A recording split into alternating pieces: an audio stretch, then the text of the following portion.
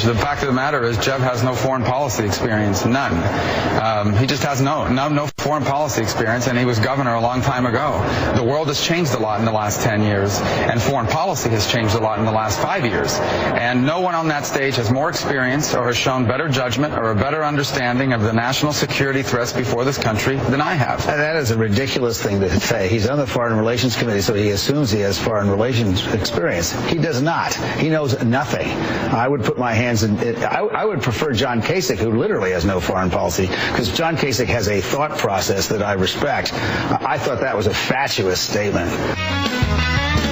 Well, I don't think Howard Dean is going to convince many Republicans on who has more experience in the Republican Party, but I have to say, when I heard Rubio say that, I was like, wait a second, you never served in the military, which most of them, of course, didn't. None of them did.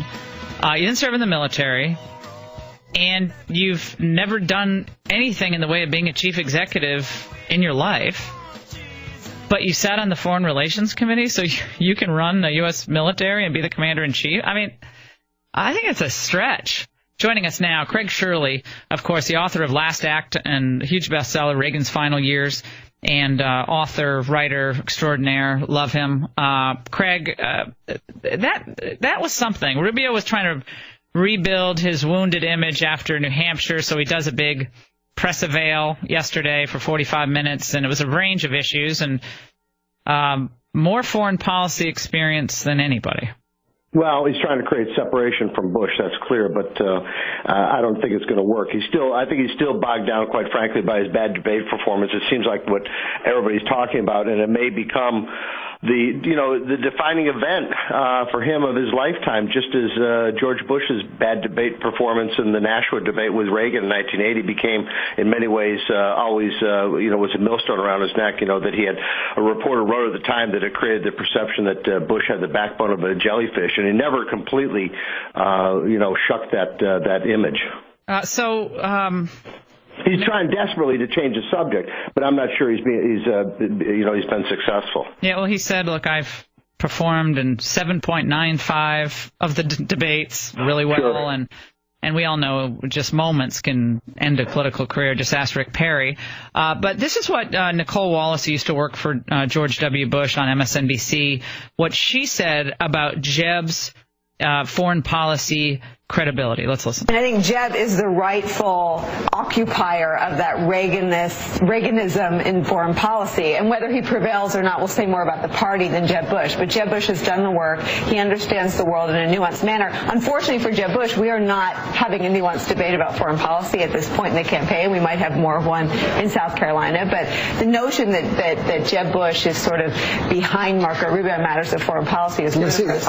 Okay, so take it away, Craig. Jeb Bush. Jeb Bush she doesn't even know how to say Reagan-esque. She said Reaganism. Reaganism is not a adjective, Nicole, but that's okay. So she said he's more like Reagan than anyone else. Yeah, but she didn't say how.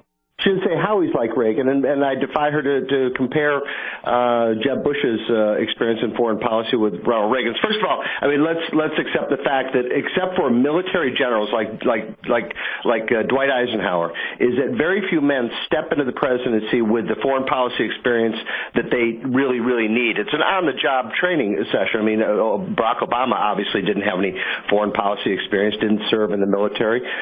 John Kennedy, on the other hand, served in the military and was a world traveler, so at least he understood the world in 1960 when he became president. It's a catch and miss proposition. But obviously Jeb, Reagan was on many trade missions as governor of California. He was on the CIA review board. He traveled the world extensively, except he never went to the Middle East in his entire life. Never ever went to Israel. Never went to the Middle East, and only committed troops there once, and was the great regret of his presidency. So, again, back to policy. Jeb, now with George W. campaigning for him in South Carolina, is going to try to hold on to the Reagan mantle. Clearly, that's going to be part of their campaign pitch to the Southern voters. Now, let's go back to what happened in W's two terms. We committed ourselves to 2 foreign entanglements. Right. The public rejected both of them by the end of the second term, and we got the most virulent anti-war president we've ever had in the presidency, in the White House, in Barack Obama. So as far as I can tell, Jeb supports all the things his brother did. And how do those 2 things, Iraq and Afghanistan, the war machine of the Bush administration, how does that compare with what Reagan's priorities were? There's no comparison at all. First of all, the Middle East was never really on Reagan's mind. His mind was on the Soviet Union and the inherent threat of Soviet hegemony throughout the world. So that was where his mind was at. But even then, is that he was going to win this war economically and not militarily. He was also a student of history, and he knew that occupying armies fomented revolution, and it was better to work with indigenous forces like the Contras in Nicaragua, like Solidarity in Poland, like the Velvet Revolution in Czechoslovakia. Work with the indigenous freedom forces, because that wouldn't foment anti-Americanism the way invading armies, that Napoleon and Caesar and Alexander all failed as occupiers of conquered countries because of the harshness of their policies. And we failed in Iraq and we failed in Afghanistan because of our occupation there and because of the harshness of our policies. So Reagan versus Bush. Well, here we are again.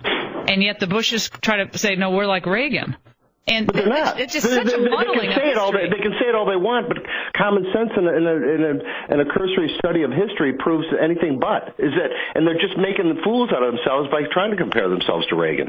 And I think we're going to see, aren't we, in this election as we move into the South, Craig, just how war-weary or war-desirous the Republican electorate is. This issue of going back to war, perpetual war, the long slog, World War III, hasn't frankly gotten enough discussion in this campaign. But no, and it needs to, because it really is at the core of Republican Party philosophy. Is it judicious use of military, or is it globalism and New World Order and nation building?